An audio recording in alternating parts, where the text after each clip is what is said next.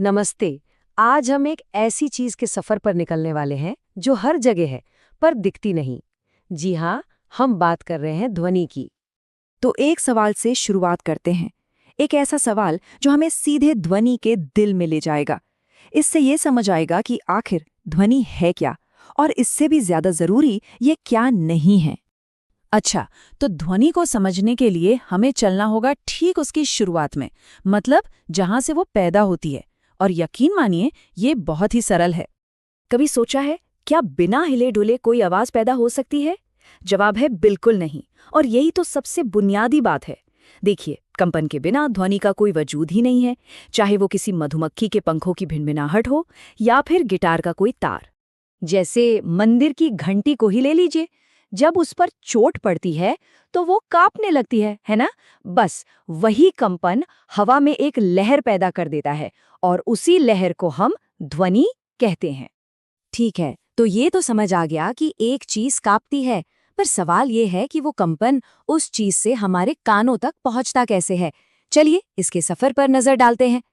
ये बिल्कुल एक डोमिनो इफेक्ट जैसा है। सोचिए, एक डोमिनो गिरता है, वो अगले को गिराता है और ऐसे ही ऊर्जा आखिर तक पहुंच जाती है।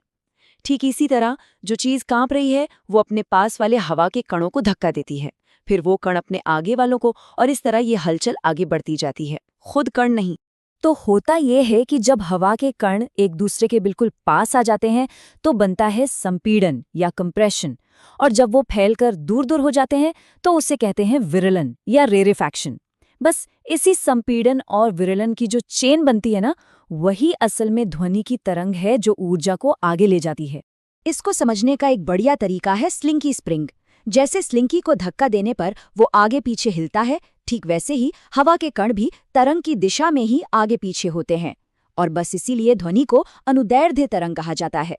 हाँ, तो सबसे जरूरी बात यह है कि इस पूरी यात्रा के लिए एक रास्ते की जरूरत है, मतलब इन कणों की। बिना कणों वाला कोई माध्यम ना हो तो ध्वनि एक कदम भी आगे नहीं बढ़ सकती। अब एक बहुत ही मजेदार चीज कि इस बात को साबित कैसे किया जाए। इसके लिए एक बहुत ही क्लासिक एक्सपेरिमेंट है, और ये एक्सपेरिमेंट एकदम साफ साफ दिखा देता है कि जहां कोई माध्यम नहीं वहां कोई ध्वनि नहीं।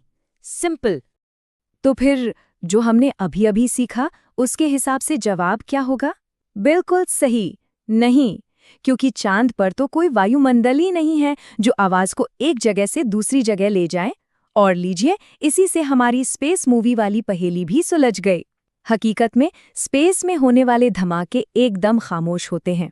चलिए अब आगे बढ़ते हैं और उन गुणों को समझते हैं जो हर आवाज को अपनी एक अलग पहचान देते हैं, बिल्कुल एक फिंगरप्रिंट की तरह।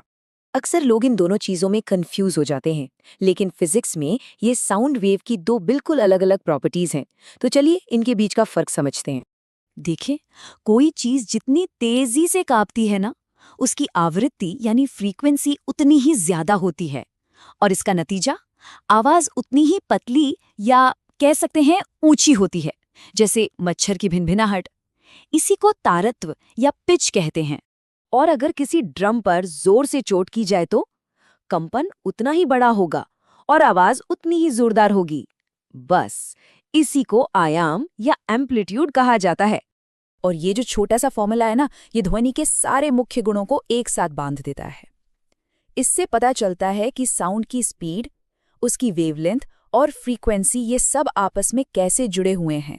और आखिर में जरा ये देखते हैं कि ये पूरा सफर खत्म कहाँ होता है और ध्वनि हमारी दुनिया में हमारे आसपास कैसे बर्ताव करती है। तो ये पूरी जर्नी किसी दूर की चीज के कांपने से शुरू होकर हमारे दिमाग में एक आवाज के तौर पर समझे जाने तक असल में एनर्जी का एक कमाल का ट्रांसफर है। इंसान इसी रेंज में सुन पाते हैं, लेकिन एक मजेदार बात यह है कि कुत्ते और चमगादड़ वो हमसे कहीं ज्यादा ऊंची फ्रीक्वेंसी की आवाजें भी सुन सकते हैं।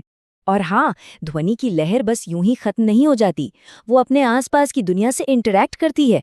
जैसे पहाड़ों से टकराकर गूंज या एको पैदा करना, या फिर सिनेमा हॉल के पर्दों में एब्जॉर्ब हो जाना ताकि आवाज एकदम साफ आए।